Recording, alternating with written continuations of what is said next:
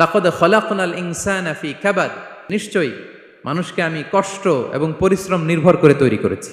এই পৃথিবীতে টিকে থাকতে হলে তাকে পরিশ্রম করতে হয়, কষ্ট করতে হয়। এবং দুনিয়ার এই সাইকেলটা যদি দেখেন, দিন এবং রাতের যে সাইকেল, রাতকে আল্লাহ বানিয়েছেন ঘুমের জন্য, রেস্ট নেওয়ার জন্য, বিশ্রামের জন্য, আর দিনকে আল্লাহ বানিয়েছেন কর্মচঞ্চল করে, কাজের জন্য। দিনের মধ্যে কর্মস্পৃহা আছে। আল্লাহ তাআলা সূরা নাবাতে বলছেন, ওয়াজআলনান নাহারা মাআশা, আমি দিনকে বানিয়েছি কর্মচঞ্চল। দিনে আপনি কাজ করবেন, হাড় ভাঙা পরিশ্রম করবেন, তবেই সফলতা ধরা দিবে, ঠিক কিনা বলেন?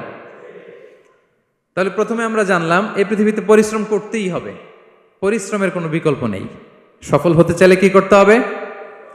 আওয়াজ করে বলবেন, কি করতে হবে? এবং ইসলাম এই পরিশ্রমকে উৎসাহিত করে, পরিশ্রমের মাধ্যমে যে ইনকাম, এটাকে উৎসাহিত করে। বিষ্ণু ঈসা ইসলাম বলেন, মা আকালা আহাদুন তাআমান